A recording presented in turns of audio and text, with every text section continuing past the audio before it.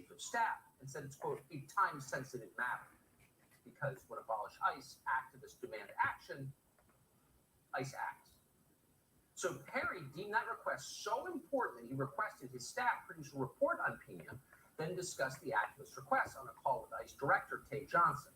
He forwarded the criminal report to Johnson and said this, quote, I mentioned this on our call earlier, Sharon.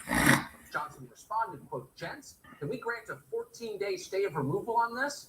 End quote. An official responded, will do.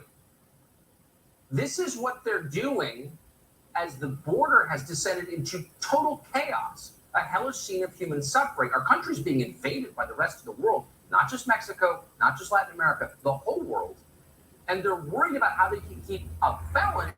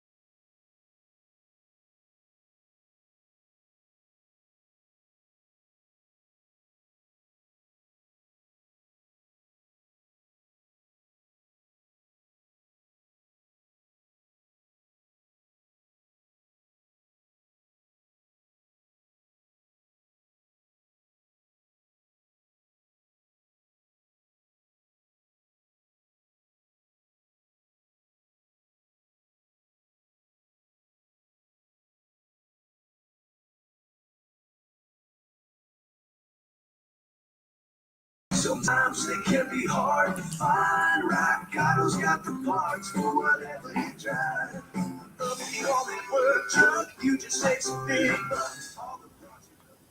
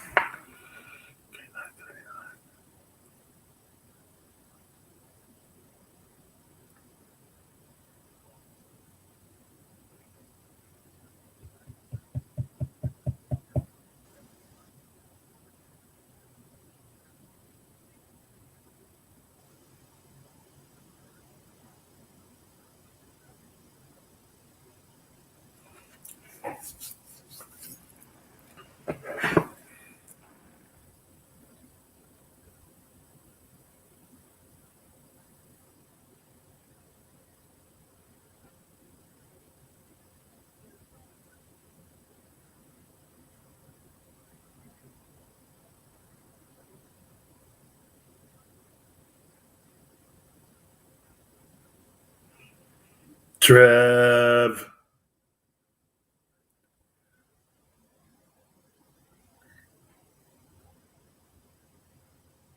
Oh my God, that's horrible. Oh my God, man. Connecticut is forcing Mass Friday. Really? That sucks, man. What's my take on Cuomo resigning?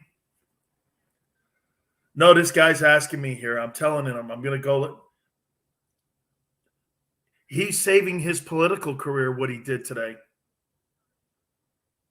Yeah, just like,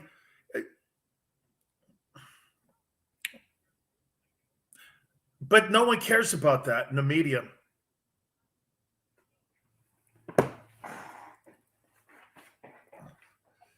Bro, he resigned to save his career. That's why he resigned. He didn't resign because he had all the evidence against him. He was going to fight this thing. They said, learn to fight another day.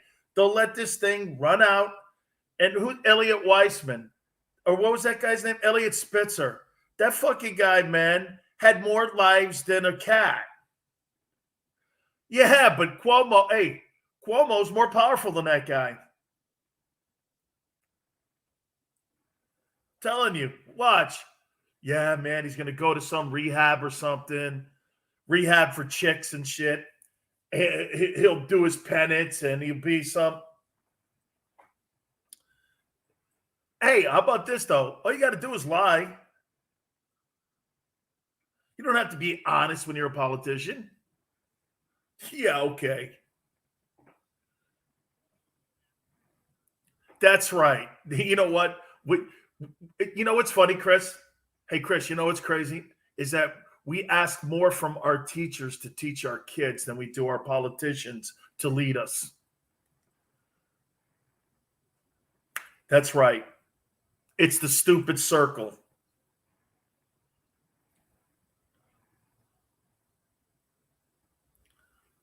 Mask in Connecticut. That means there won't be high school football this fall.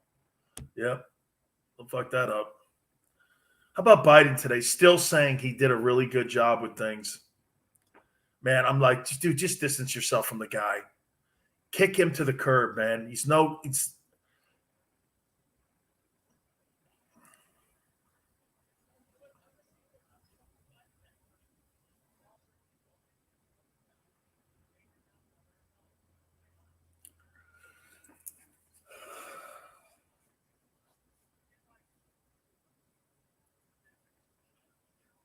It is.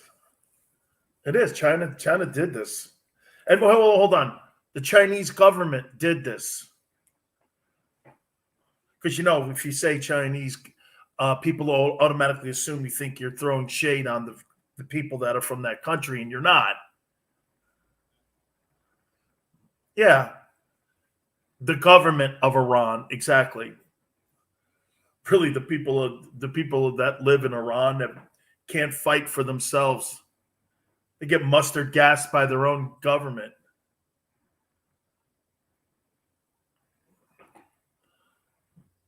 Or Gaddafi. Yeah, right.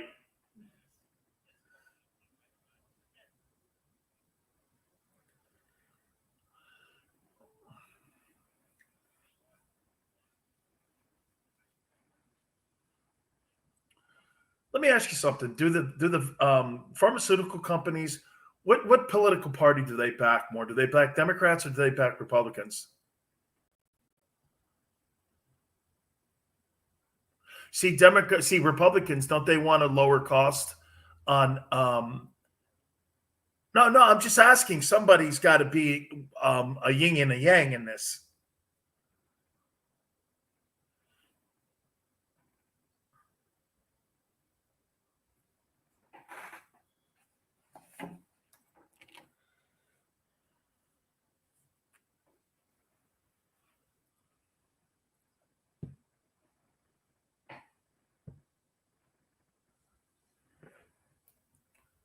Hey, are we doing Brad Johnson today?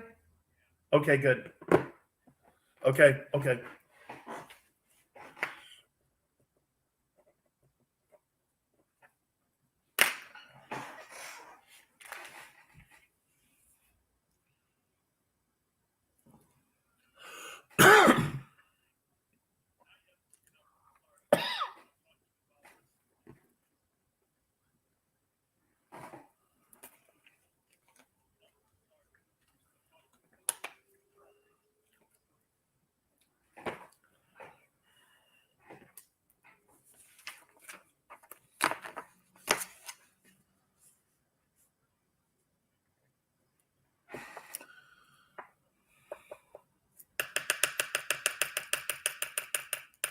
I mean,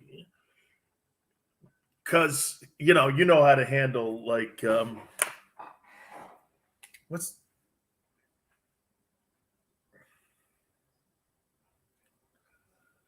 wow, my God. Wow, okay. Okay, Mr. Pro Tools. Right. Oh no, I can't believe it because that's a way backer. Like, hey, well, you can always go to your Sonic if you want, and get that, or ban.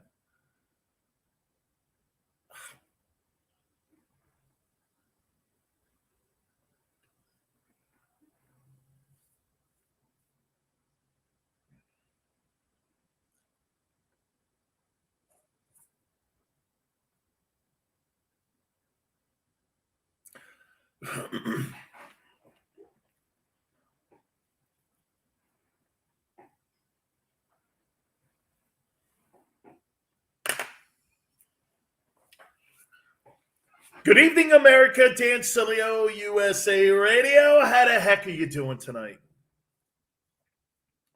Wherever you are listening to us, USA Radio, YouTube, or on my Twitch channel, we welcome you aboard here tonight. Really some great times that we're in when it comes to my sandbox, the world of sports. But it's funny, I was just asked the question from Stephen Clark. Big Sills, when are you going to do political podcasting?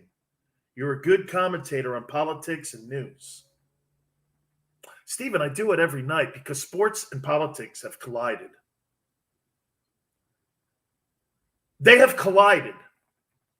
Because you have to understand something here. Sports is the last thing that the cancel culture is trying to cancel. But they can't. Because you know why? There's too much clarity in it. Scoreboard, winners, losers. That's the thing you can't get away from sports. In politics, you get a chance to move the goalpost. You can move the change in the yardsticks. These last two elections have still been contested. Who won the 2016 election? Who won the 2020 election? Both sides are doing it. It's the same game. Whoever has the White House has home field advantage. Right? Actually, to me, it's actually who has the House because that's where everything usually starts and ends. But all of this is now colliding. I'm going to give you a for instance here in a minute. I'm going to show you how they've collided here. Watch this. Ratings have just come in for the Olympic Games, all-time lowest ratings in the history of the Olympics. And you know the first thing people are doing? Because this is what we do. We politicize everything. Hell, if you politicize a pandemic that's killed people in millions worldwide, you'll do an Olympic Games. Nothing's off limits anymore.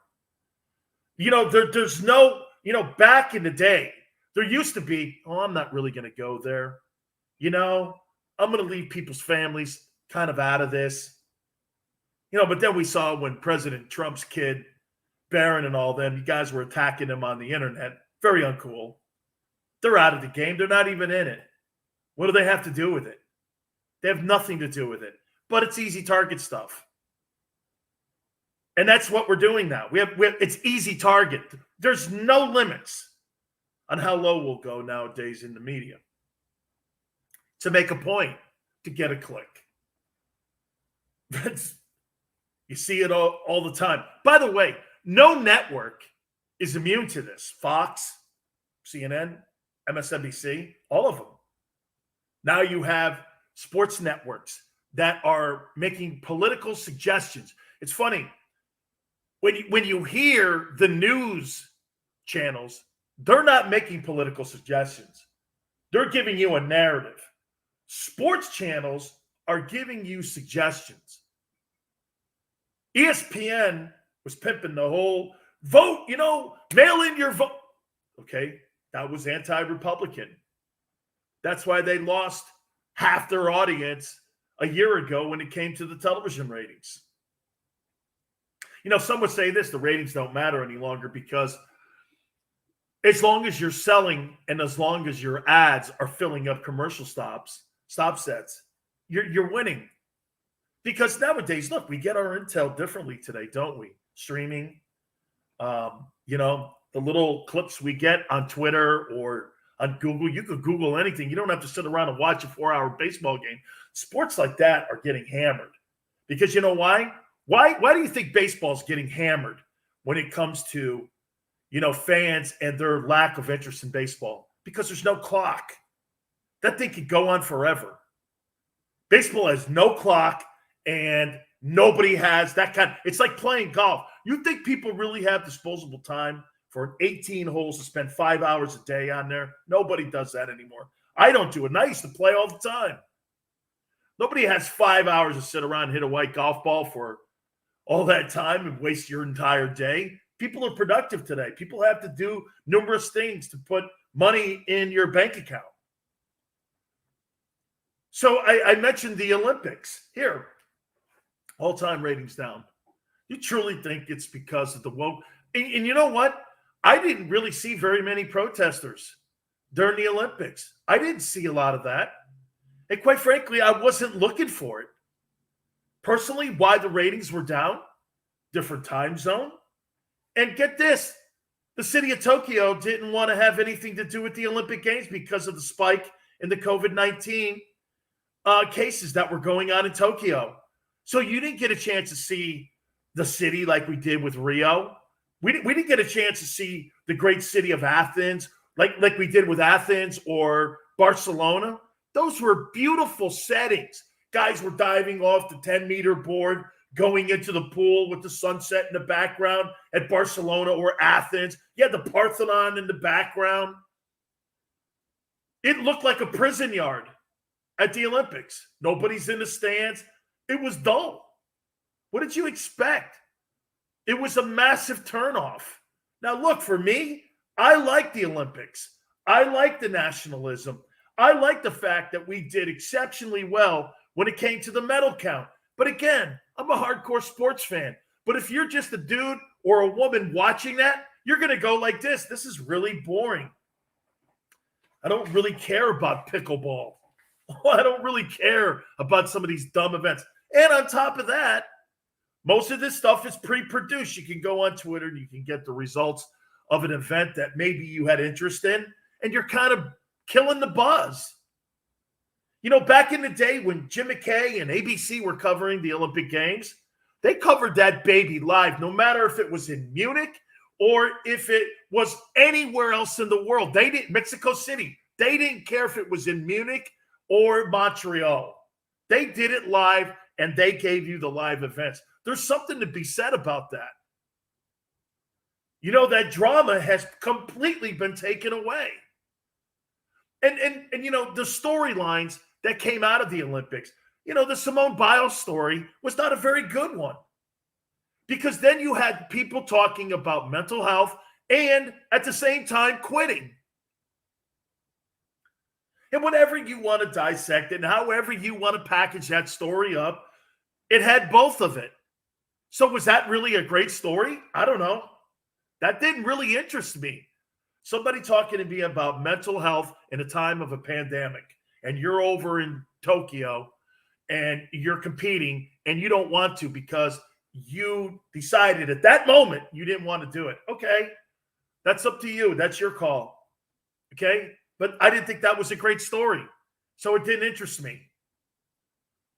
So then the Olympic Games themselves, guess what I did? I was like, wow, Monday was the close or Sunday was the close of the Olympics? I thought they had another week. I did. I thought they had another week.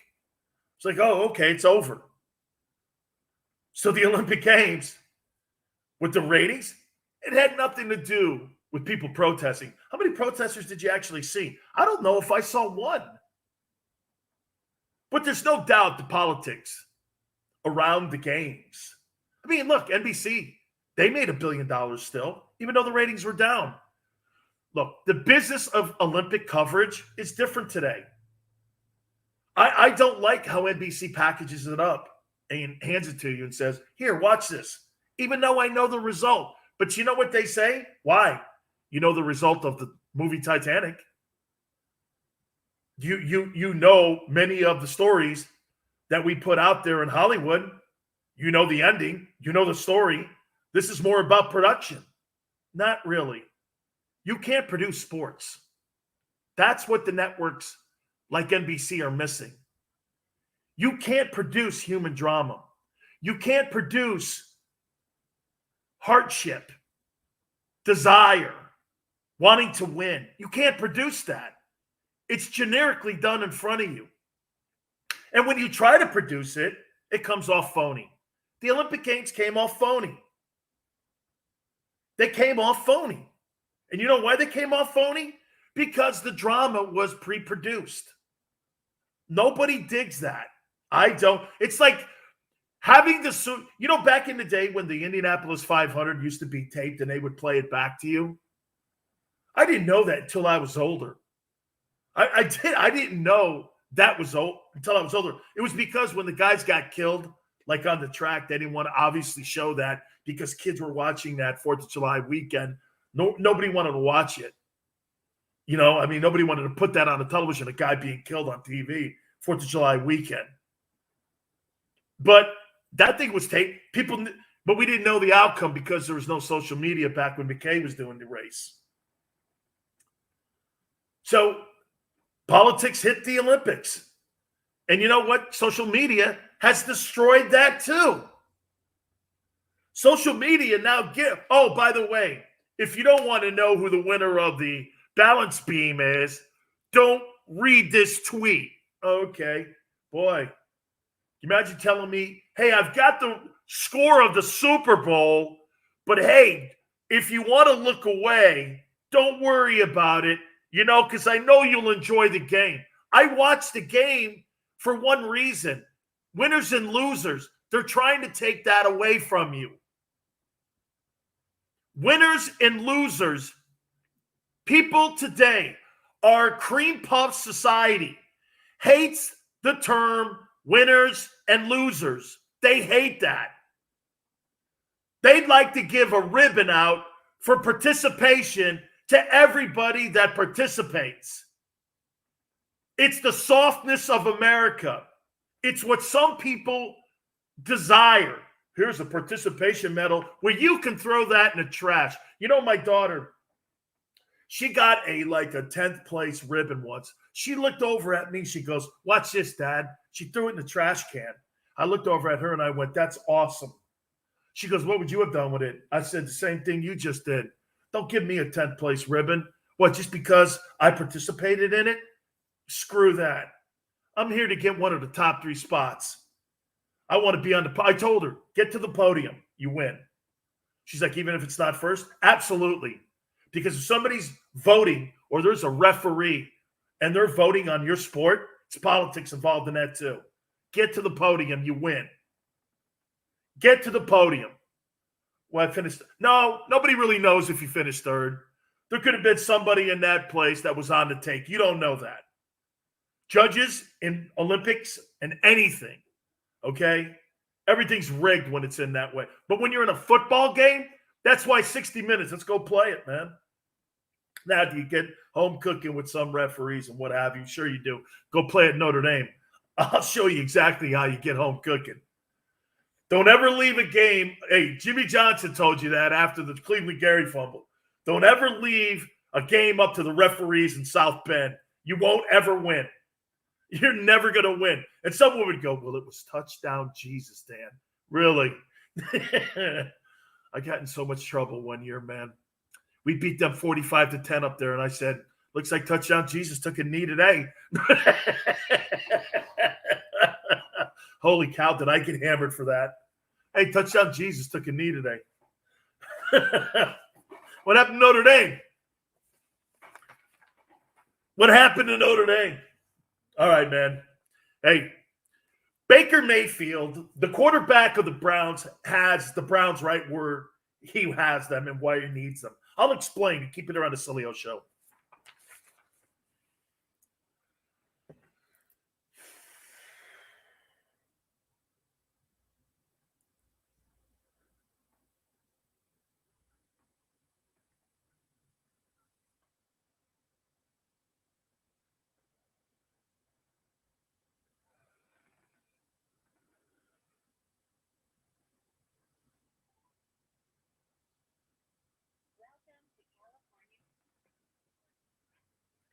Yes.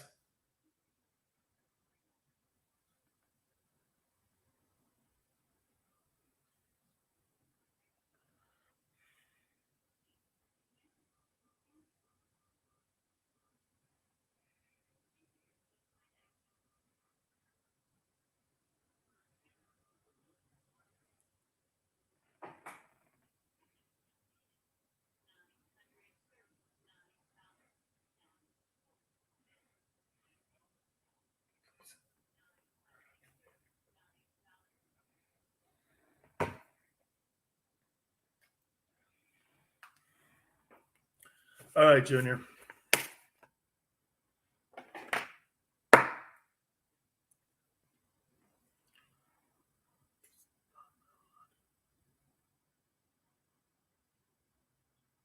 Really, you know what? I didn't even see boxing in the Olympics. I saw a few bouts. Everything was country club. You know what it was at the Olympics too? The coverage. Everything was country clubs. Water polo, dude. How many people on the planet have ever played water polo? That's not the point. You're supposed to put things on TV that people like to watch, not something they've never seen or experienced. I mean, water polo and then equestrian. I mean, these were like the biggest white guy sports on the planet. I mean, you had to, they were all country club. How do minorities go, oh, there's water polo. Gee, I do that in my bathtub. I mean, what the hell, man? Not even on Kong Island do we have that.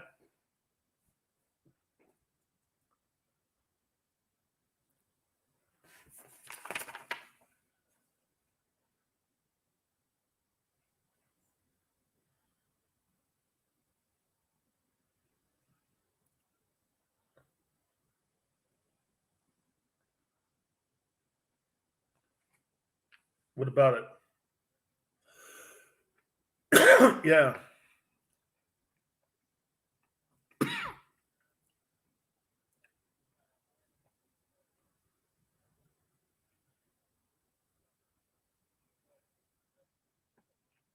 What was this on?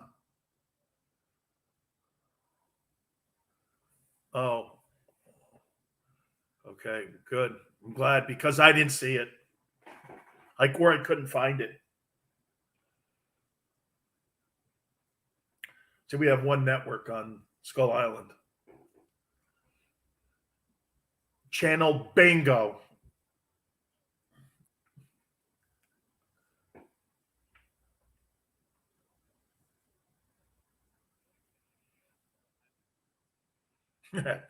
Yes, sir. Yes. I also had that in my Hummer too. On Kong. In case I lock my keys in my car, on Kong. I don't think so. Oh, no. Okay. Effort? That's over with the guy with short arms.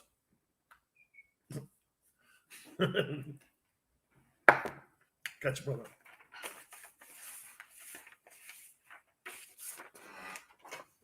Dan Sileo, USA Radio Network. The only show in America that gives it to you straight. Okay? How you doing? How you doing?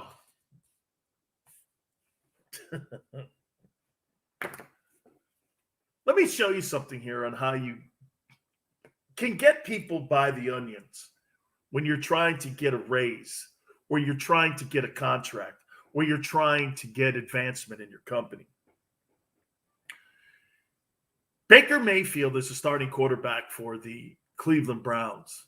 And because of this new Josh Allen $260 million deal, everyone's assuming that he'll be in line for, his contract to get extended and give him a big-time deal like you just saw with Patrick Mahomes and Josh Allen. By the way, who would have thought two quarterbacks that came from Texas Tech and Wyoming are the highest paid guys? Hey, if you want to throw Dak in there too, here's your highest paid guys in the NFL.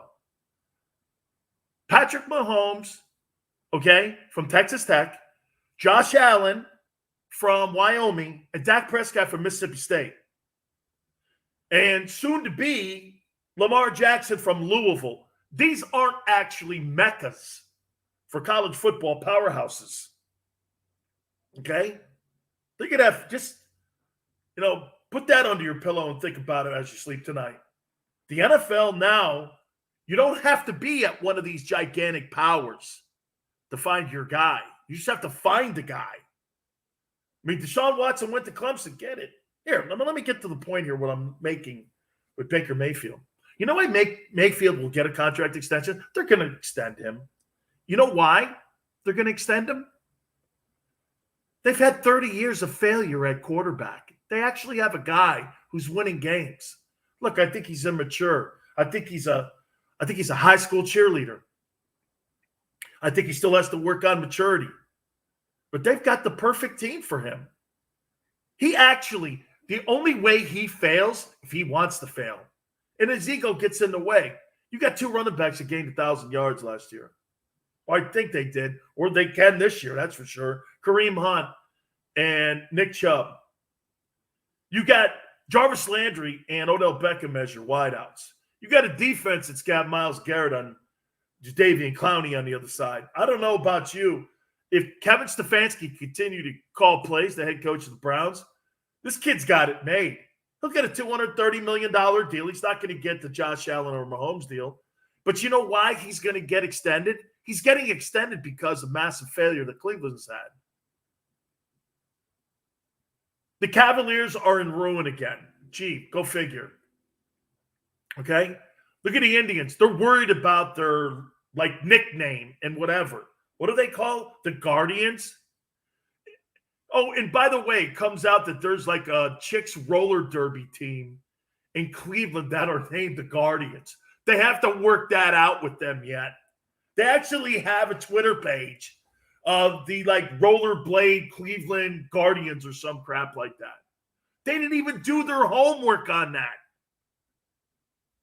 Okay? They didn't even do their job on that to see if anybody else had the naming rights. Well, we'll just name it this because we're Major League Baseball. My point is, Cleveland has absolutely nothing going for it. The Browns are pretty good, though. And the Browns can make some headway this year. They can. They could be a player. Of course, you're going to extend them. All right. Check out my great friends at podcasterwarehouse.com. Headphones, earbuds, everything you need if you're going to build your home studio. This is your one-stop place. 25% off of everything that's on the website. Home studio, like I said, this is your place. Use the promo code Sileo. S as in Sam, I-L-E-O. Shipping is free. $5 to $5,000. Podcasterwarehouse.com. That's podcasterwarehouse.com. All right. The Chargers. It was right to leave San Diego. I'll explain. We'll do it next. Keep it on the Sileo Show.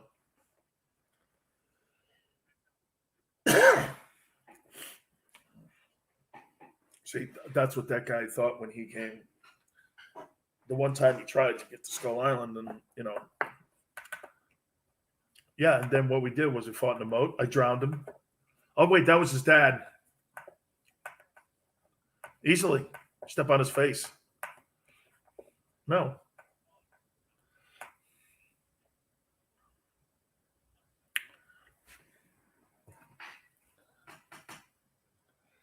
Actually, I liked it.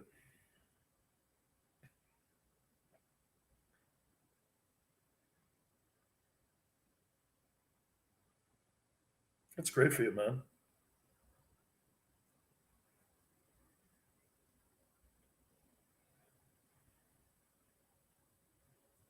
So you're saying you look hot now?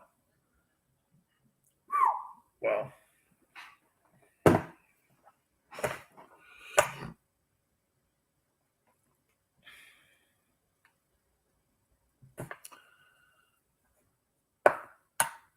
Asking a dude, hey, do you think I look good?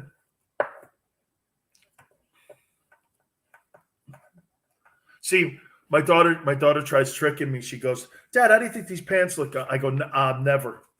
And she goes like this. Well, Dad, never happened. She goes, I just want you. No way. It's a trick.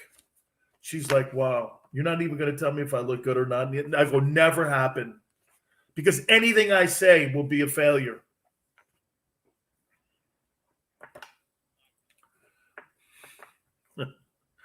$50 Cameo script. $25.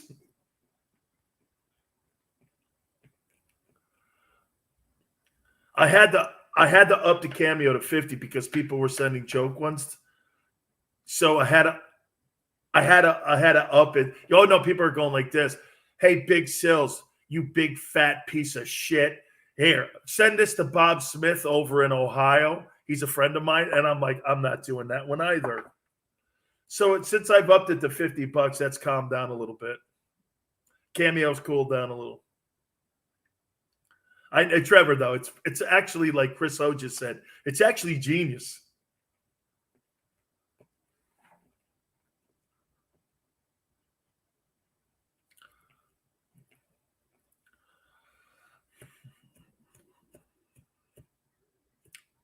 It comes to anything with weight or looks with my kid. I'm not saying a damn thing.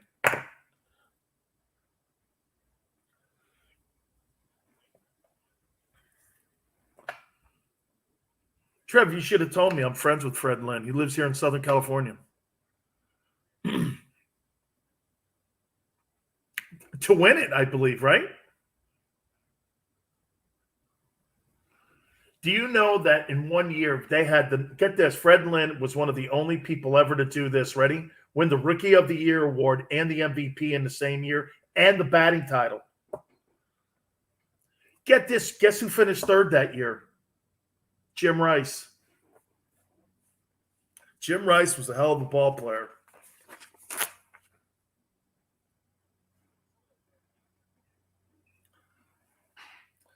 See, that's completely off. I mean, there's only one guy that I did like and I became friends with. His name's Carlton Fisk. Well, I liked him when he was with the White Sox. I didn't like him when he was with the Red Sox. Red Sox are enemies. See, you have that. No, absolutely not. No way. See, you're the guy that sits around and has a battle and then goes have lunch with him. Yes, I have by Sun Tzu.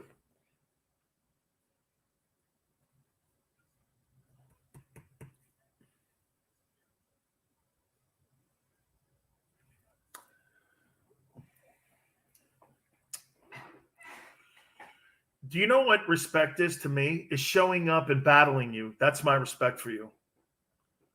Going like this, hey, buddy, how you doing, Johnny? Hope your family's great. Kiss my ass. No, I'm having a football battling flashback. You know, it's called competing. War's never over. I'm like, wait a minute. Movie, Rambo, First Blood.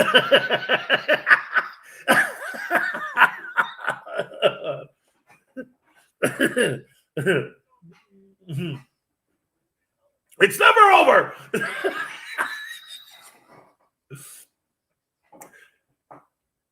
Dan Sileo, USA Radio Network. Hope you're having a great time. Yeah, you know what, man? We were just talking about competing against the foe in sportsmanship and rooting for, not rooting, respecting. Like when I grew up in the Northeast area, I was a Yankee fan. Did I respect the Red Sox guys like Fisk and Burleson and Rice and Lynn, Butch Hobson, Yastrzemski, George Scott? Did I respect them? Boy, those series were so good. I guess I did, because if you hate an opponent so much, that's respect in a way, isn't it? Because look, when the Yankees played the Twins, I didn't care. Okay, you had Rod Carew on. Okay, those were great. The Royals, I didn't have a problem with them, but the Red Sox, I did. because it was a huge rival. Huge rival. And back then they threw hands. And the battling between Munson and Fisk was iconic when I was a kid.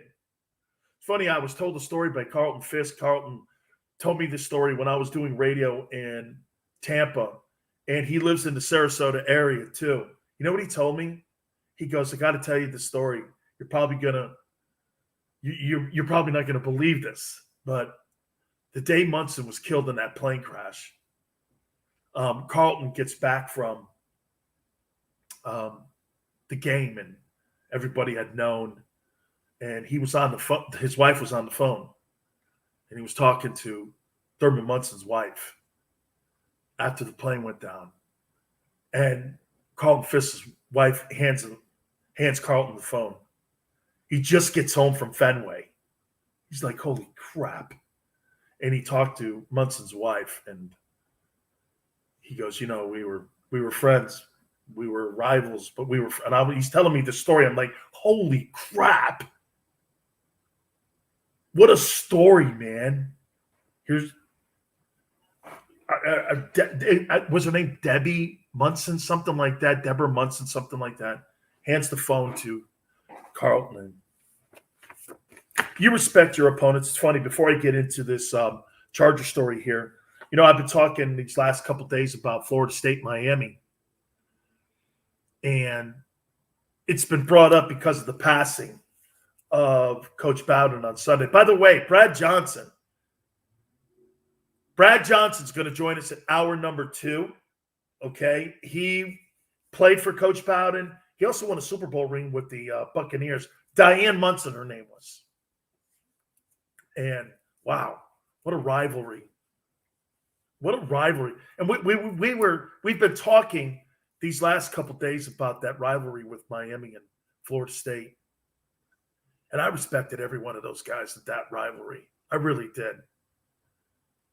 I did. We would play for 60 minutes of just hard ass kicking football, man. And what was really cool about those? What was really cool about those games that we played in? Jimmy Johnson, and from what I understand too, I think Bobby even did the same thing. Nobody ever told me what the records were of FSU every year we played them, 85, 86. I didn't know what the records were. It didn't matter. You know those old cliches? Throw out the records in this thing. It's true. It is true. When you play it is really 60 minutes of football. Most of the time, the game is really in question in the last maybe minute of the game. And you're still battling your ass off. You've been just killing yourself just to get yourself a chance to win. Field goals, extra points matter. 1 yard matters. 1 foot matters. How could you not build up respect for the opponent that you're playing against? Dude, inches lead to foot. Foots lead to yards. Yards lead to touchdowns. That's what those games all were like that. Miami and Florida. Man, we went up to Gainesville one year. They had a 25-game win streak up there. They were so gosh dang good. Ben Hill Griffith Stadium. Man, I'll never forget it. It was 130 degrees on the AstroTurf, and it was overcast. I got done with that game. Skin on the bottom of my feet were peeling. I must have lost 25, 30 pounds. Jerome Brown next to me, he lost like 40 pounds in that game. We're standing on the sidelines. Have you ever been so hot you get cold? You just start freezing. I'm standing here going, I'm freezing. Well, you need an IV. Guys were getting IV. You should have seen it on the way back flying from Gainesville. There were IVs in every single alleyway. Guys getting them. People had the shakes. You cramp up. Think about it. You think losing 40 pounds in 3 hours is normal? Hey, my feet, honestly, I had to have my feet wrapped because there was so much friction I was putting on the bottom of my feet, and it was so hot. The skin peeled. I'm like, man, I had never seen. It was like, it looked like when you had your feet in water too long. I was like, holy cow, I've never seen that. And they were bleeding, and you're like, wow. It ain't a friendly feeling after a couple days. Those games were all like that. And Coach Bobby Bowden really was the centerpiece to all that happening. I told you this yesterday. When I was a young kid, I never heard of football in the state of Florida. Then all of a sudden, I started watching this Florida State team. They played in an Orange Bowl against Arkansas, and there was this guy named what was the wrestler? Ron Simmons. Ron Simmons was an All-American. By the way, do you know Ron Simmons, the wrestler, was the very first guy in the history of the Florida State football program to have his number retired? He was so great a player. He got into drug issues before he got into, I think he was drafted in the 12th round. Back then they had 12 rounds by the Bengals, and it just didn't work out. Then he went on to a great wrestling career. But he was like the first guy. I'm like, wow, he benches 500 pounds. He's a strong guy like me. I really loved watching him play. That's when I first started to, but Bobby did all that. It was really him that put Florida football on the map. It got to a point in that state. The winner of the state championship, if you beat Florida State, or you were on, I was on Miami, obviously. If we won the state championship, you pretty much were the best team in the country. One year, we won the national championship, and Florida won the state championship and beat us. And they used to go around going, Miami may be the national champions, but we own the state. Did that piss us off? And they killed us 28-3 that year. And we were national champions. We were 11-1. They were like 10-0-1. They were on probation or something, but they were dynamic. They had Wilbur Marshall on that team. Dude, winning the state championship back in the day, because you got to remember, there was no UCF, no USF, no FAU, no FIU. All those players that were on those teams were on the big three. They were either on FSU, Florida, or Miami. Those programs were littered with great football players, all up and down the lineups. You dared never to come out. That's why I tell you, back in the day when you started on one of those teams, dude, that was a big coup. And when you're an out-of-state kid like me starting in the state of Florida, that was a big deal. That was a big deal. Italian kid from New England starting over all these Florida kids, that's a big deal. It's a recruiting deal. Jimmy kind of didn't like it. This kid's too good, though. I cannot not play him. Okay, and I cannot not start him. There was a question mark on starting me in the Fiesta Bowl, because Derwin Jones had lost his job earlier. He was never going to get it back.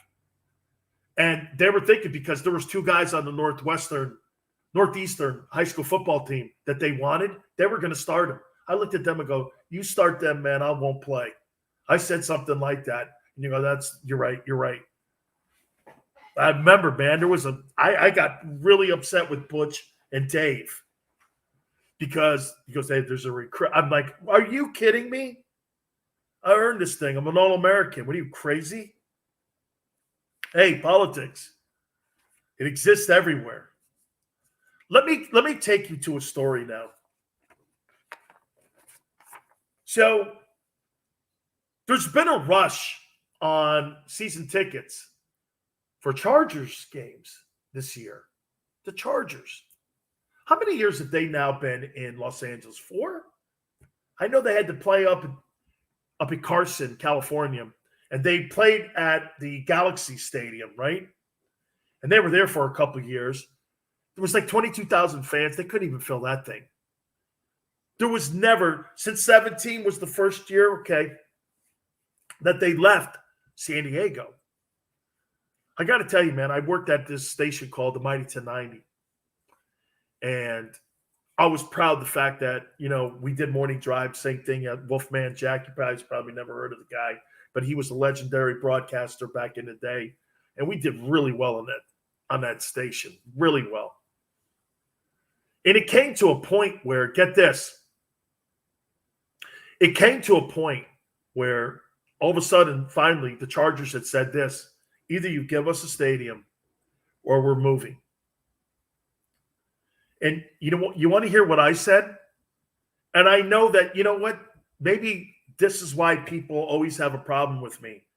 I said this, and I asked people this question. And you tell me if I'm wrong on how I asked this back then. I went like this. So wait a minute.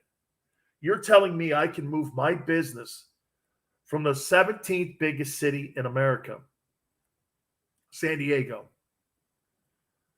to the number 2 biggest market in the country in Los Angeles. The value of my team will double. Just with the move, my business will be worth more. Just by going from market 17 to market 2. You automatically, that's a win. Then you combine the fact that, do you know how much money the Chargers are paying Stan Kroenke? They're paying him $1.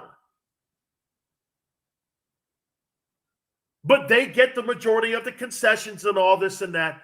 But they're not really paying Stan Kroenke anything when it comes to the rent that they're going to be playing at SoFi Stadium, this beautiful facility that's there in Los Angeles. Which he, by the way, I know, Trevor's like, WTF, I'm with you, dude. $1. It was part of the deal on why the Raiders are now in Vegas. The Spanos family couldn't afford to divvy up. Now, the relocation money, they still had to put the $350 million in. And then they had to put another $250 million in. And that money's going to be spread around to all the owners. Relocation money's big, guys. Relocation money's big. Kroenke gets a good chunk of that. That's how he's making some of his money on this thing. Remember, he stroked a check. But guess what? In the very end, the NFL was right. Tickets are selling faster than any other time in the last 25 years that the Chargers were in San Diego. The value of the team is up. You got a quarterback, that Justin Herbert, who's exciting the area, played in the Pac-12. You know him from Oregon. He's played in the Rose Bowl, and he's played at the Coliseum. You know exactly who this kid is. There's name recognition. The Chargers, they chose right. Everybody in San Diego doesn't want to hear that. But you know what you did in the end? You chose the Padres. You gave the Padres Petco Park, which is beautiful. But you chose the lesser sport. Football is now in Los Angeles. And if you're a Charger fan, they're expecting you to make that trip up to Los Angeles to watch your friends. The same way that they expected Giant and Jet fans to travel to New Jersey when they moved out of New York. Do you see the parallel? They look at you like this. Well, Giant and Jet fans did it. Charger fans will do it too. All right. Hey, check out my great friends at podcasterwarehouse.com. Headphones, earbuds, every single thing that you need. Cords, everything. Mixers, they have them for you there. And like I said, 25% off of everything. Use the promo code Sileo. S as in Sam, ILEO. $5 to $5,000. Podcasterwarehouse.com. That's podcasterwarehouse.com. Lamar Jackson of the Ravens still has not gotten vaccinated. I want to tell you why that could be a problem for the Ravens. We'll do that next.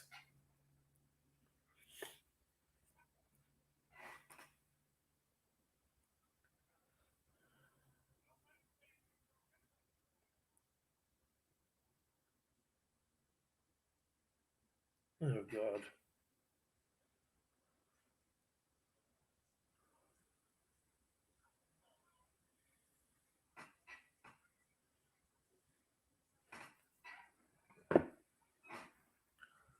Wow.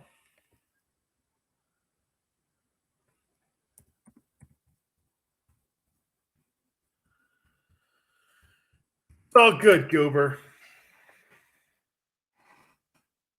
That's right, man. I forgot about that. They could have took Justin Herbert over to him. Good call, dude.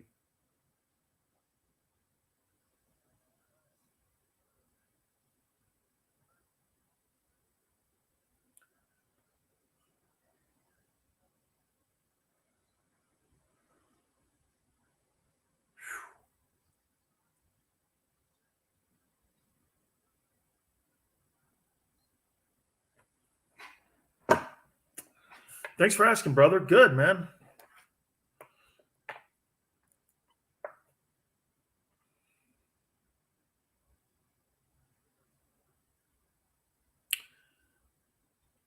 Don't do the. You know what? I'm going to tell you this, and everyone's going to hear this. Don't. We're not going to do the.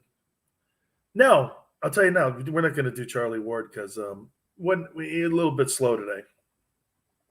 I love Charlie. It wasn't like, you know. Let me pick one. I'll pick one tonight. Okay. Okay, well then I'll make sure that I get it to you when I get off the air each night.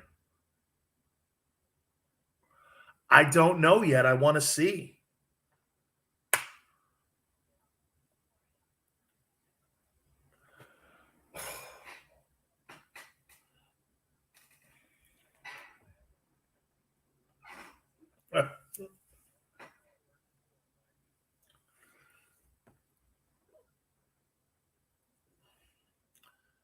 There's never been a program director that hasn't at least dropped one of those lines. Well, wait, I'll take that back.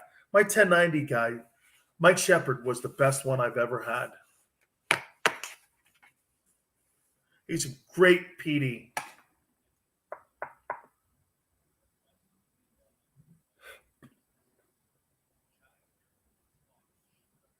I love John Guerin.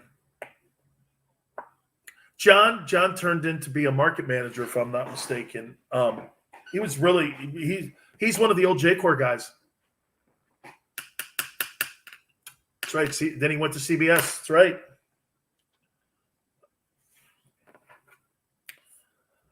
It's true. I'm an old J-Corps guy. You guys probably don't even know what that is. It's J-Corps radio back in the day. Oh yeah, way inside. Let me just put it to you this way. Anybody who was from the J-Corps days of radio, I'm probably one of the last few guys on the air. Honestly. Okay? These guys were all maniacs. And that's not... Bubba's on the air. Bubba's on the air. He's an old J-Corps guy, too. So, yeah, a little too inside the room there for you. But Dan Sileo, USA Radio Network. So, get this. So, Lamar Jackson... quarterback for the Ravens. Last year, he missed a game, right, because of COVID. This year, he missed a week because of COVID. So he's not vaccinated. What do you make of that? You get a guy who's in line for a $260 million deal. That's the deal that Josh Allen just signed in Buffalo. And he's going to get one exactly like that. He's as good. He's as polarizing. I love the kid. And do you got a problem with that? Do you have a problem doing business with a guy who's having an issue? And he was asked the question today about being vaccinated. You know what he said? I'm iffy on it. This guy caught it twice. He caught it twice. Either you admire that or you think he's stupid. You know, and to me, if you're the guy that has the check and you're Steve Biscotti, the owner of the Ravens, how do you look at that? Because what's the one thing you want to do when you're making somebody the face of your business? What's the one thing you want to always do? Make sure they're good decision makers. You want to make sure people are good decision makers, that you're not going to get in trouble with a guy going down a rabbit hole here. Now, you also have to know the kid's background, who he is. There's nothing about Lamar Jackson I don't like. And for the record, I've told all of you this before. I said this 3 years ago about him when he was playing against the Chargers in the playoff game. That guy will be out of the NFL in 5 years. He can't hit the broadside of a barn. Why was I wrong? Wins 80% of his games. Get this, against winning teams, he's 10-5 since he's been a starting quarterback in the NFL, which means what? He wins games. And you know this? If you take the Brady and the Mahomes losses, this guy's like 10-3 versus winning teams. You're not going to beat Brady. Mahomes is the second guy in the room. It's pretty impressive. Outside of Brady and Mahomes, you're 10-3 versus winning teams? I don't know. That's pretty damn impressive. So he wins games. But then it comes, how much of the vaccination talk is going to play a factor in how you evaluate the person's character? Is it going to weigh? It's not going to weigh anything to me. I could care less. Okay? No. I agree. Trevor's saying the same thing. No, I'm not. I don't care about that.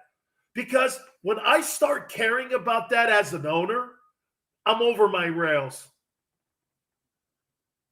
That's your decision to make. You have to be accountable for your own health. I can't make you eat chicken soup, dude, when you're sick. That's got to be something you want to do. You know what I mean? My wife tells me this all the time. I heard, my back hurts, this and that.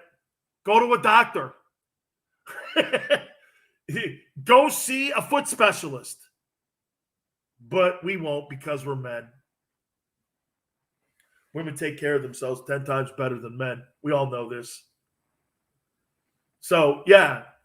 And I had people actually saying, well, this could hold up his contract because, he's deciding not to be, he's like an it's all of a sudden you become like an anti-vaxxer because, that crowd. That crowd will make anything up and they'll lie. And they're good at lying. Well, he's an example of not what is right in the NFL if he's really on that side. That's got nothing to do with you. It actually has nothing to do with you.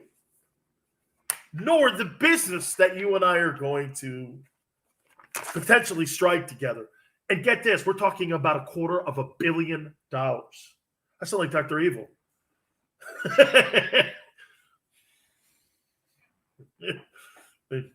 Well, Lamar got hurt, unfortunately, in an unfortunate smelting accident, and he's no longer able to be the starting quarterback for the Ravens. Sorry, that didn't go anywhere. Anyway, speaking of quarterbacks, Brad Johnson will be with us in hour number 2. I want to throw this out to you. I heard a story today about Antonio Brown. The great wideout for the Buccaneers. You're going to love this. We'll reset and keep it here on the Sileo Show.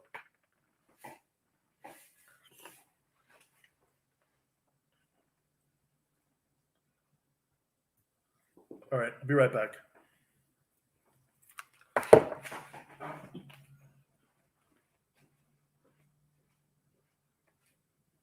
What are you fucking doing, man?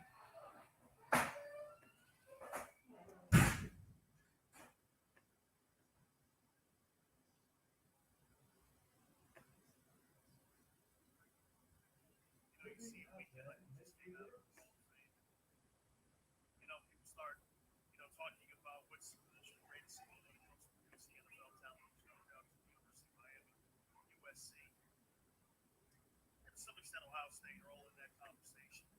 Some of the greatest players that have ever played. With Edgerrin James going in, that now makes it 9. Miami Hurricanes 7, I believe, since 2002. And you want to hear the class for 2022 of potential games that can go in? 3. Reggie Wayne's going into the Pro Football Hall of Fame. It's just a matter of time. Reggie has done just as much as what Martin Harrison did. But the quarterback position, like he just came out of the Hall of Fame.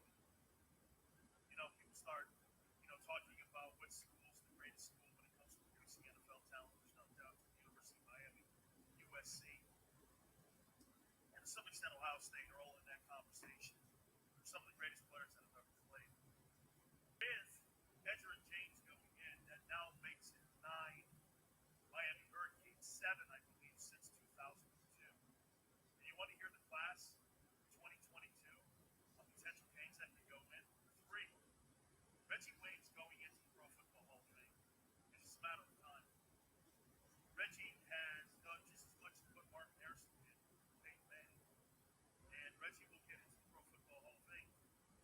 have Andre Johnson in the conversation. Andre Johnson, I don't even know the quarterbacks that we played with. They all sucked. And the numbers that he put up, and the kind of player he was in Houston, they still went to the playoffs, even though they were terrible. The quarterback position was tremendous.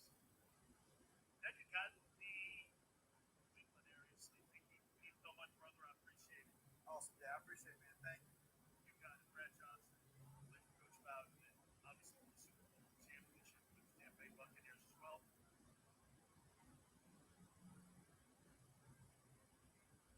You know, you see a weekend like we just came out of the Hall of Fame, and you know, people start.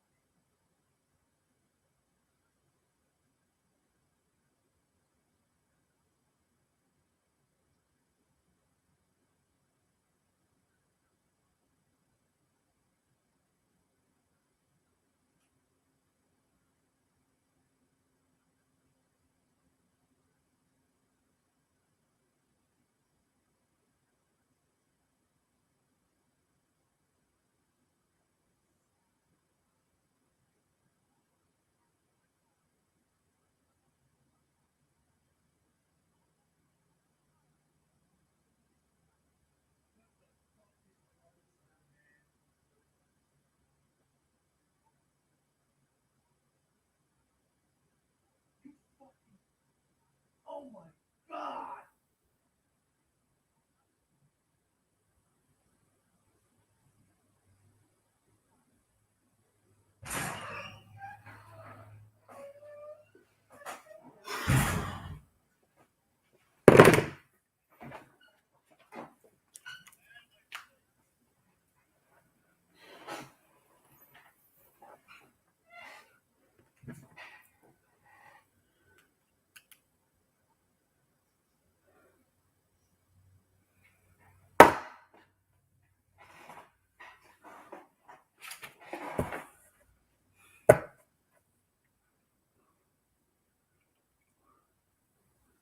Yeah.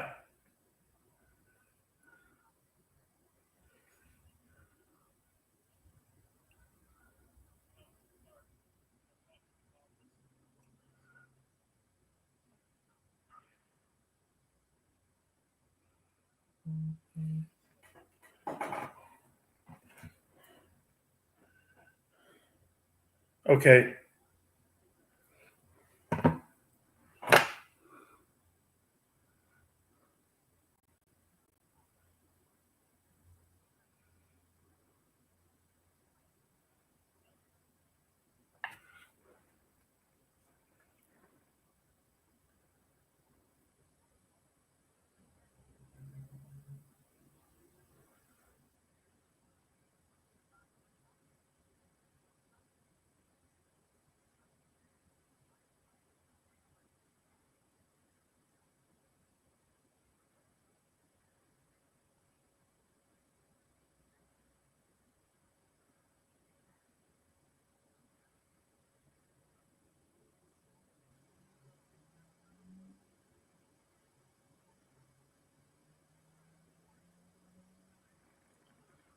Wolfman Jack.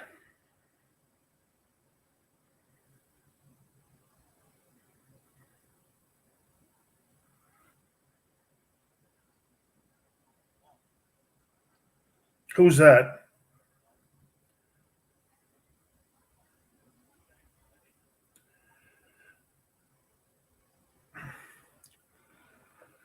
No, he was on 1150.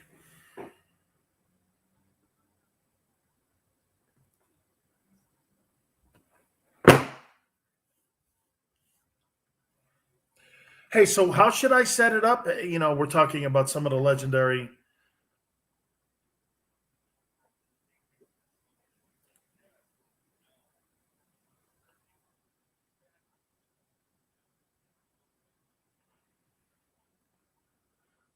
I got an idea. I know how I'm going to do it.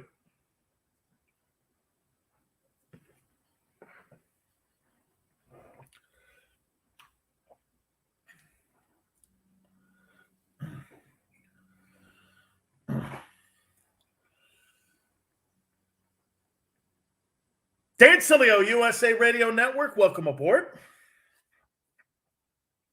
Brad Johnson, bottom of the hour, man who won a Super Bowl with the Tampa Bay Buccaneers and played for Coach Bobby Bowden.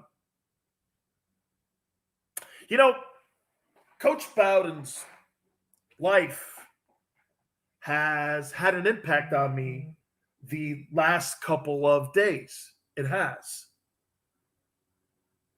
And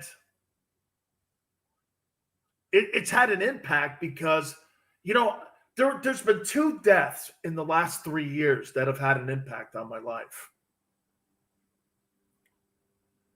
One of them was Kobe Bryant, and the other one has been Coach Bowden passing away. You know, Kobe, I didn't really respect Kobe that much because of what happened in Colorado. I didn't really respect, Kobe Bryant because it didn't seem that he was that great a teammate. What was the thing that Phil Jackson said about Kobe Bryant? That Kobe Bryant's going to die a very lonely man? Well, I didn't get that impression when you saw him around his family after his basketball career was over. It looked like Kobe was a hell of a father, and he loved all his kids. He loved his wife. He was setting up himself for his next journey, and that was to be the best dad he possibly could be. And he was around his children all the time. You know, he used to put a hashtag out there, girl dad. And when he passed away with his daughter Gigi, it just made me always remember, hey, man, we're not here that long, okay? Make sure you tell people you love them. Just make sure you tell people that, life is too short to have grudges against people. It's not healthy for anybody.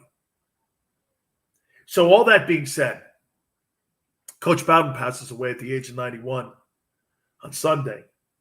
And there was a man that lived his life. And all of the great tributes that have been posted, you know what they always mention inside those tributes? He was a father figure. Many of the kids that I played college football with, and many of the kids that I knew in college football from the state of Florida, single parent moms, were raising these kids, single parent dads, not with a lot of money or finances or economics behind them. It was really, really something that you had to go to all these homes. And I've spoken about this before. And Coach Bowden had to go into these homes. And you know what he had to do? He had to convince single minority moms that he was going to take care of their kid and they were going to get an education. Do you know how many coaches promise that and never deliver that? 90% of them. Oh, man, he'll be, I'll treat him just like my own kid. And then before you know it, that coach is up and off to another journey and off to another program. They're salesmen. Then there are coaches. See, the problem that you have, I think maybe it's so much like in politics too. You have salesmen in politics, and sometimes you find a statesman in politics too. And they're a cut above, aren't they? You just go like this. This guy's a cut above, man. There's something special about this guy. And that's in coaching. See, I said this yesterday, and it's becoming more apparent when you see how people, you know what? We don't get a chance to redo our lives over again. And most of the time we live with regret. Don't we all? We live with regret. Because what's the one thing we wish we could do? Have mulligans. You know how you're on a golf course and you hit a bad shot into the woods? You get a mulligan, give yourself a mulligan. We'd all like to have mulligans in our lives and how we've lived it. I know I would. I don't sit around going, oh, man, I wish I did. That's not what I'm saying. We all know what they are. There's poignant moments in our life that we wish we could redo all over again, right? Bobby Bowden, though, lived his life to the fullest and lived his life to the best possible conclusion that he could have had being a coach of a high-powered program like Florida State. He was able to balance his home life. He was able to balance his children. He was able to balance his football program. And do you know what it came down to? Could Bobby Bowden have won more national championships? Probably. If he maybe would have sacrificed his own kids, not being there for them, not being at their ball games, not being at birthday parties, not being at their weddings, not being there when they needed him most, when they were down. You know, sometimes the coach's biggest problem is being a father. Tony Dungy told me that. You know, one of Tony Dungy's sons, unfortunately, committed suicide. And I believe it was at school at USF that this happened. I was on the air. Tony's got a big family. I think there's 9 kids. And you know what? You got to be strong for each and every one of them. Being a father, when you're someone like that, man, that's got to be tough. Because you know why? You're dealing with so many other men, kids, teaching. You're around them more than your own children. And I would think that your own kids eventually become resentful to that. Because you show more affection, because you're trying to motivate. And sometimes you forget to motivate your own kids. Some coaches can do it. Some coaches know, hey, look, I may not win every game. And there may be a reason I'm not going to win every game. You know what? Coach Bowden, a couple of years back, was talking to Dave Hyde of the Sun Sentinel. And he goes, Coach, do you want to go down as the greatest coach in college football history? He goes, no. I want to go down as one of the greatest college football coaches of all time. Did we win all the games? No. But that was okay. We won the majority of our games. I mean, there was a 14-year run where I don't think Florida State finished out of the top 5. They were always in the top 5. It was a run where it was just unparalleled. He won 2 national championships. Could he have won more? Absolutely. But he had to balance things. I have a lot of respect for that. It takes a ton of effort to balance your life like that, between your job, your mental health, your family, what's best for you. You really got to be somebody that understands life, I think, or has a strong faith in God, because you got to lean on things. You've got to ask the man upstairs, and it's blind faith. You know, it's funny. Coaching is blind faith. It's like believing in a religion. Because when you have a guy in the room like a Bowden or Jimmy Johnson or anybody, as a player, it's blind faith. Like, I'll throw this at you here. When you go to church, you're hoping, right, that there's a better place where you get a chance to go to where God is, right? We're hoping this. We're praying this. We hope this is really the result that we're looking for here, right? But we really don't know until that day comes when we have to maybe meet our maker. Same thing with a coach. You don't know if this guy's good. You don't know if this guy's going to be a father away from home. You have no idea if this guy really, what he's saying, he's going to practice what he preaches. You're putting your hands in his, you're putting your faith in this guy's hands that he's going to deliver for you. It's like religion. It's a blind faith that you have to have. So, end of the day here, when you see a guy like Coach Bowden and he is able to have all these great accolades, I think it's really the testament that people have left behind and how they saw him. I talked to Charlie Ward a little bit earlier today, the Heisman Trophy winner and the national champion who delivered Coach Bowden his first national championship. You know what he said? He said, Coach was just a man of faith. He just believed so much in faith. I got to tell you, when you went into Doak Campbell and you played against Florida State and those lights were turned off and you had the chief running around on that horse, and by the way, nobody was thinking anything racist. about the Seminole Indian on the horse and him running around. It was a beautiful environment. And Coach Bowden had created that environment. Everyone assumes that Florida State had this gigantic, history. They did it. It was a woman's school, it was a nursing school. He created that there. He created a utopia of college sports at Florida State, and he did it the right way. I love the fact that I played at Miami, but I'll tell you what, it seems like it would be a blast to have played at Florida State because he really did love his players, and his players have all given great tributes, whether it be Christian Ponder or Chris Winkie or Danny Cannell.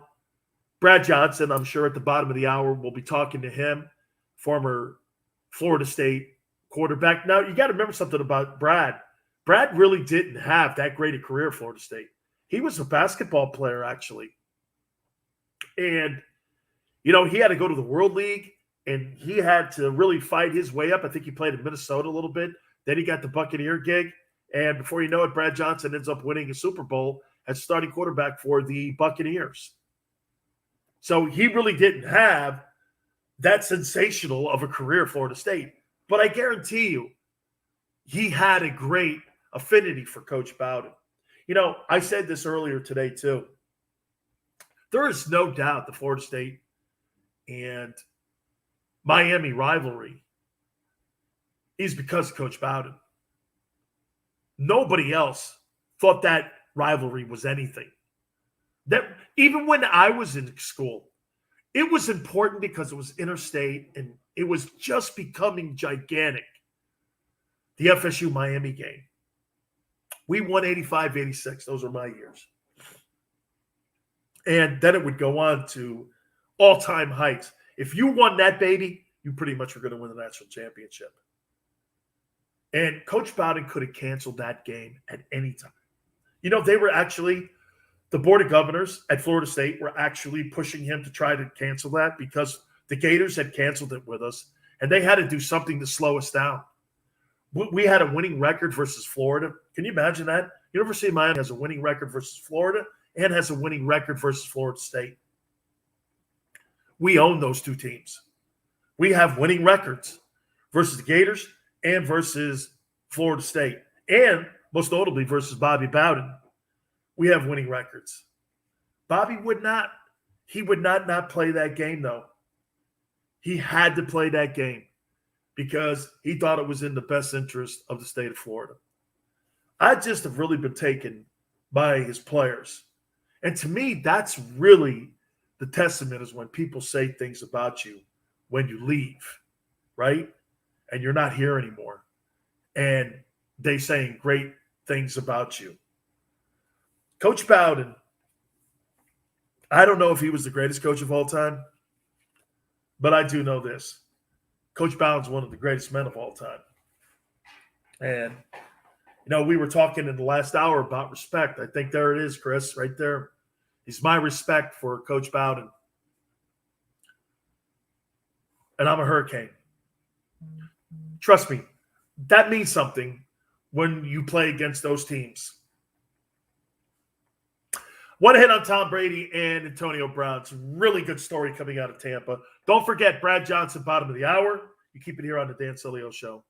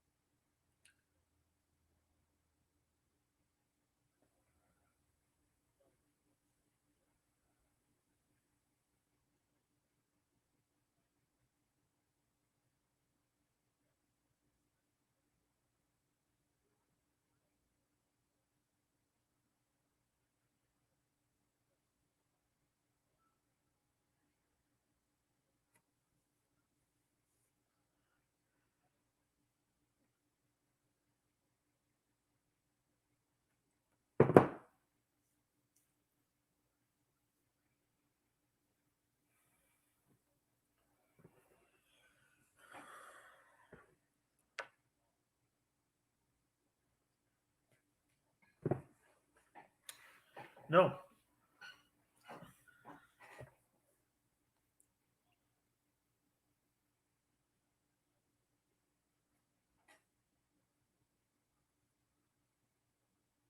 I respect him more now. I mean, and I was friends with Bobby. I just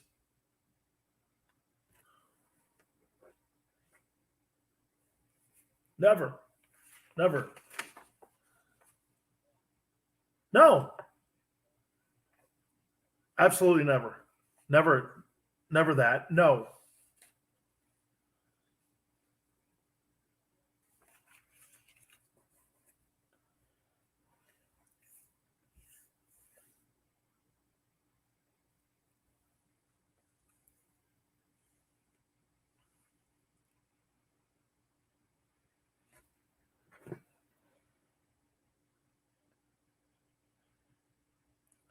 Yeah.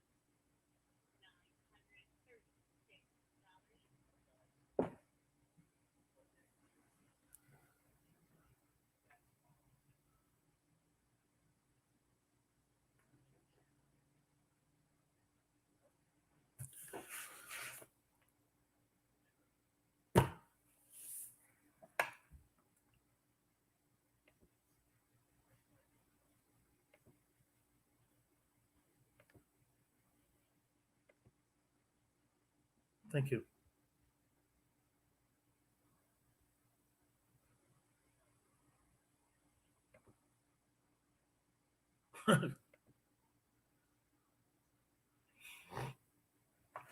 Hey, how I'm going to set that up is I'm going to go like this. Listen, on Sunday, Coach Bobby Bowden ended up he passed away, but we come out of a weekend of Hall of Fame, and when I say Hall of Fame, hit it.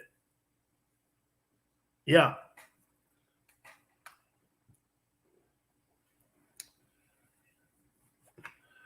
Brad Johnson here in a couple minutes, the former quarterback for the Florida State Seminoles, Super Bowl champion with the Buccaneers too. We're going to get his thoughts. A little bit more of a guy who played for Coach Bobby Bowden. Love Brad. His son, by the way, is going to be the starting quarterback, I think, at LSU. I think at LSU he's going to be the starting quarterback. So we'll talk to Brad here in a couple minutes here. You know, I want to throw this out to you about redemption. You know, we just got through talking about blind faith a little bit. So Antonio Brown, okay? Antonio Brown, the receiver who was in so much legal issues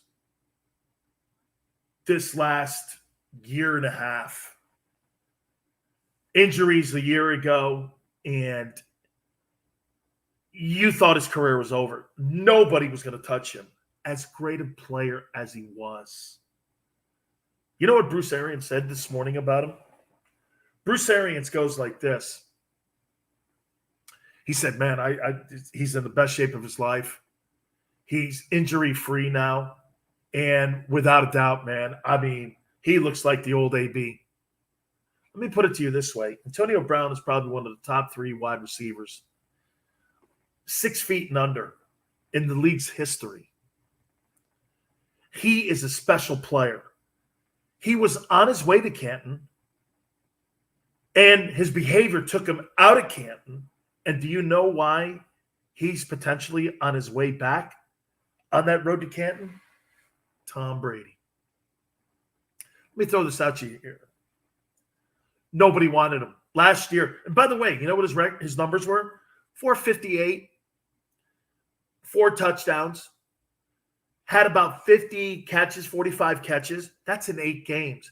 You take that over a full season of 16 games. Are you telling me that guy would have 90 catches? And that was almost 1,000 yards and 8 touchdowns. Can you imagine if he's got his head on right and he's in full health? Holy cow. Antonio Brown is going to be back to being on the road to Canton. That's only because of Tom Brady. Every time he sees Tom Brady, he should kiss his ass for allowing him to be part of this incredible journey that Tom is on. Tom took a troubled guy into his home, into his final journey in Tampa Bay. And guess what? It's paying off. It's paying off. Tom Brady is the greatest teammate in NFL history at the quarterback position. This guy inspires people, not repels them. He inspires them in behavior, in performance. Look at what he got out of Julian Edelman. Look at what he got out of Danny Amendola. Look at what he got out of Wes Welker. You're sitting around going, who are these people? Exactly. Who are those people? I don't know. They were solid college guys. Brady made them into superstars. Household names. Names that Patriot fans will revere for the... You'll be thinking of Danny Amendola and guys like Julian Edelman like you think of Paul Revere in Boston. These guys delivered because of Brady. And he's doing it for a kid who had his life.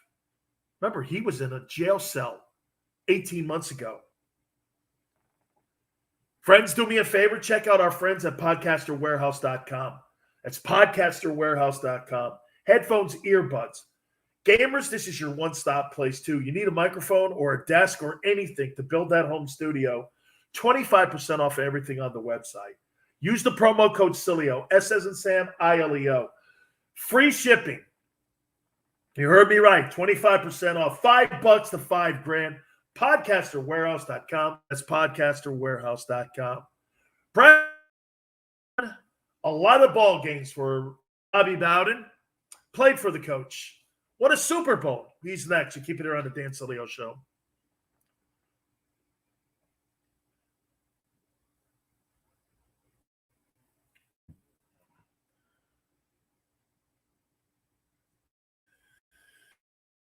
Well, now that I got the coconut, they're still tainted. Yeah, Short Arm had it.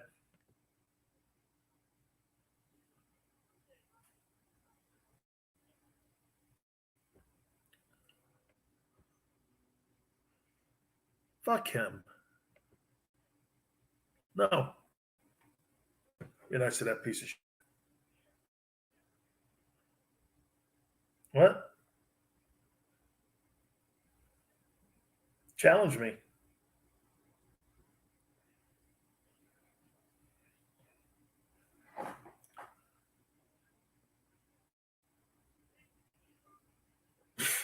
Never happened. I would have went after his kids then.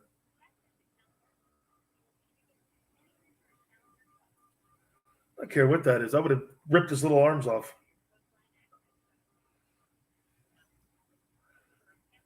He'd have been in the Paralympic Games. Trust me when I tell you that.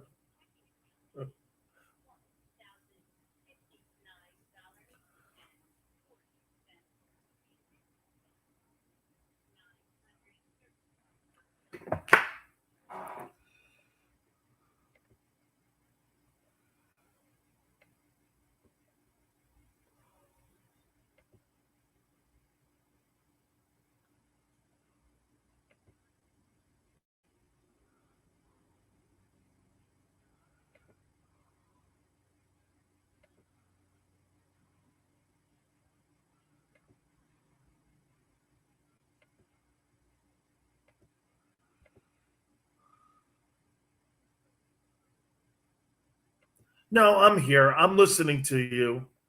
You're talking to me about a guy I don't care about. But it had something to do with him. It just you kept going on. Oh yeah, but I don't care. I don't want to have any co-thing. Oh. Yep. Fake news. Fake news. Fake monster news. No. Of Godzilla? Yeah, I did. No.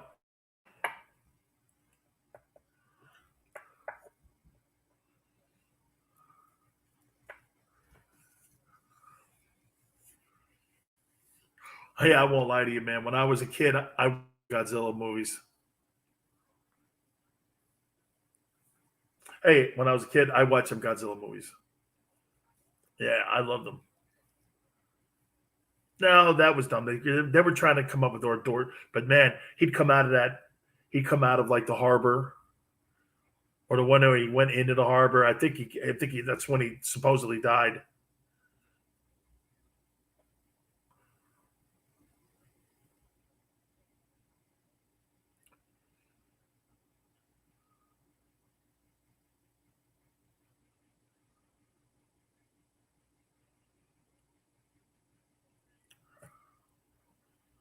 Hey, how fast do I have to get to this?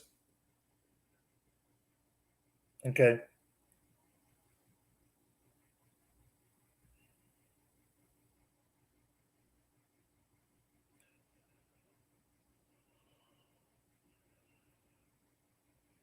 How about you just say in my ear, let's get to it?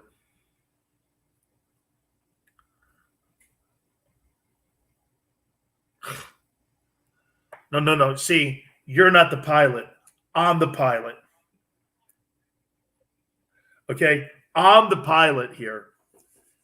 You're the guy with the sticks on the aircraft carrier. Yeah, you're the guy that goes over here. You're the guy that says this. Okay, wind shear is a crosswind.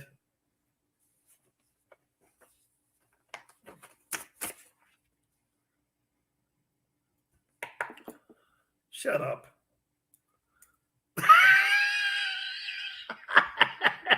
I love that.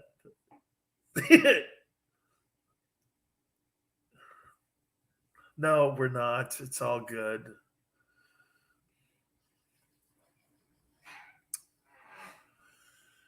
Dan Sileo, USA Radio Network. Welcome aboard here.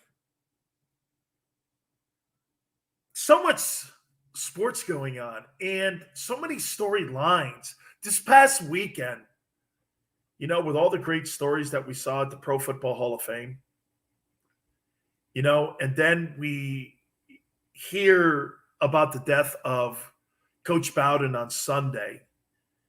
And it's really a great time in history. And it's a time of celebration. And it was great to hear those stories from the Hall of Fame.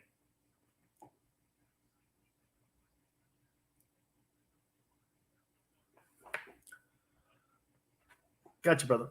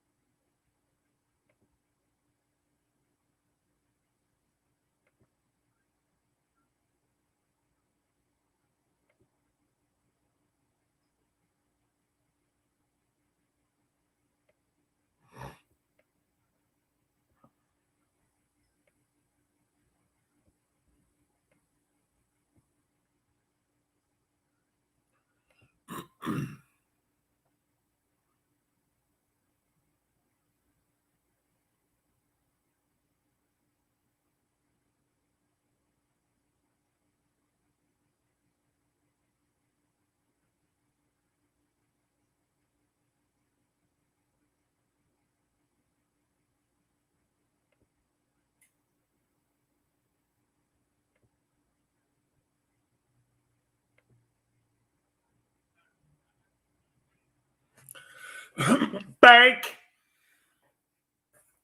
Well, no, you ask a dumb question, you get a stupid response.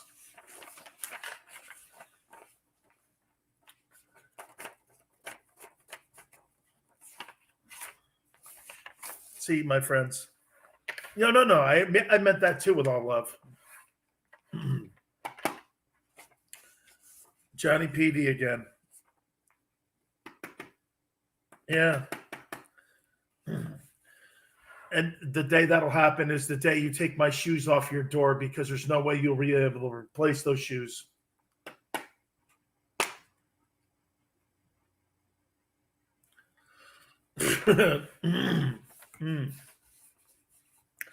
No. See, you can always put some. Absolutely.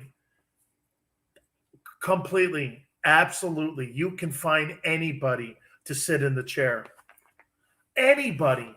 But they ain't Big Sills. And your little ego will tell you that. Yeah, because you know why? It makes you sick. You know what? No. You're right, because you know why? You'll pull normal PD out and you'll go like this. Hey, listen here, kid. Bring your playbook. End of the line. I make the calls here. You want to be a dick? You're out. Ugh. Are you kidding? Yeah.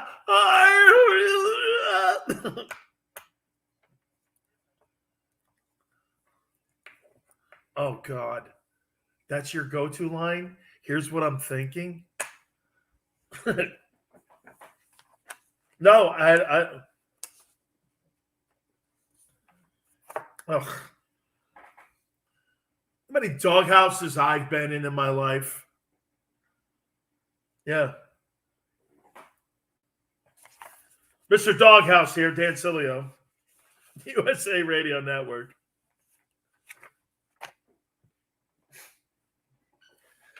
You know what? In the timeout, it just reminded me of a story that I heard today with a particular player that has really done well for himself. He just signed a $260 million contract. And I want to show you something. And my guy Chris O just reminded me of something. And, you know, if you watch our YouTube, Chris and I have a lot of fun. We play Radio Guy, and it's sometimes so disgusting that we both make ourselves sick. So it's just, Chris is like, I'm stopping because this is dragging me down the gutter I don't want to be in, Sileo. You understand? Get it. So check this out. This kid, Josh Allen, just signed his $260 million contract with the Bills. I want you to think about something for a second. So when he was at Wyoming, you know the coach at Wyoming right now that coached him doesn't have a 500 record. No disrespect, but he's not very good. I've seen his programs. Josh played there. Josh went to this really small high school in, I think, Wisconsin, maybe Minnesota. I forget what. He played in this really small high school. His father used to send tapes out. Nobody bit. So he had to go to Wyoming. I saw him his junior year at Wyoming, and I went, wow, this kid's got a big arm. He played in the Mountain West. I don't know how many of you out there even know what the Mountain West Conference is. It's an obscure conference that doesn't matter. So guess what? The Bills draft him pretty high. Do you know that this is probably the best coaching he has ever got in his life from where he came from? And do you know that that's a sign that the people in the Buffalo front office, when it came to evaluating talent, they got it right? Because you know what they said? He's raw. He really hasn't had a lot of great coaching around him. And you really do have to throw respect out to the coach at Wyoming because he may be limited, get this, in assets to be able to build that program. Who knows? Wyoming, pandemic, you don't know how much money they have to recruit. To go. They surely don't have the money Alabama has or LSU. They may have to do things, rubbing nickels together. You don't know that, right? I mean, look, they landed Josh Allen. Nobody wanted him. This kid could have went anywhere. By the way, he just signed a $260 million deal 2 days ago. So what I'm saying is that people in the Bills organization did their jobs, didn't let emotions get in the way. And you know what they did? They looked at the kid playing. They went like this. He's big. He's got a great arm. And do you know the most important thing that comes out of the Josh Allen evaluation chart? When you read it, you know what it says about him? He's coachable. He's coachable. If you even go over to Patrick Mahomes in Kansas City, what was the thing about him? Think about, like I said, he went to Texas Tech. We're not talking about the Texas Longhorns or Texas A&M here. Texas Tech in Lubbock. Lubbock. No disrespect to the Red Raiders, but really? Not a mecca for superstar football talent. And now you have the best player in the game, arguably, that came out of your program. What was the one intangible that was written also on his evaluation chart? Coachable.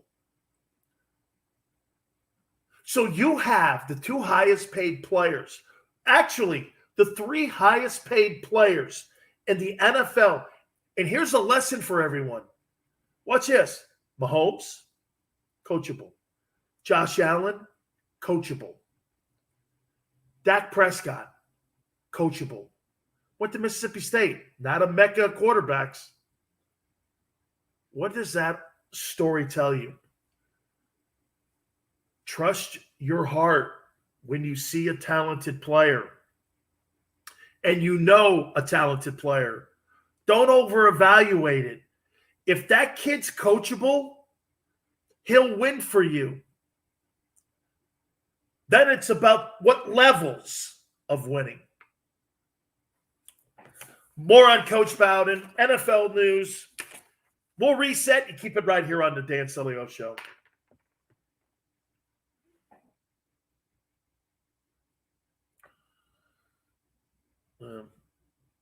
You know what?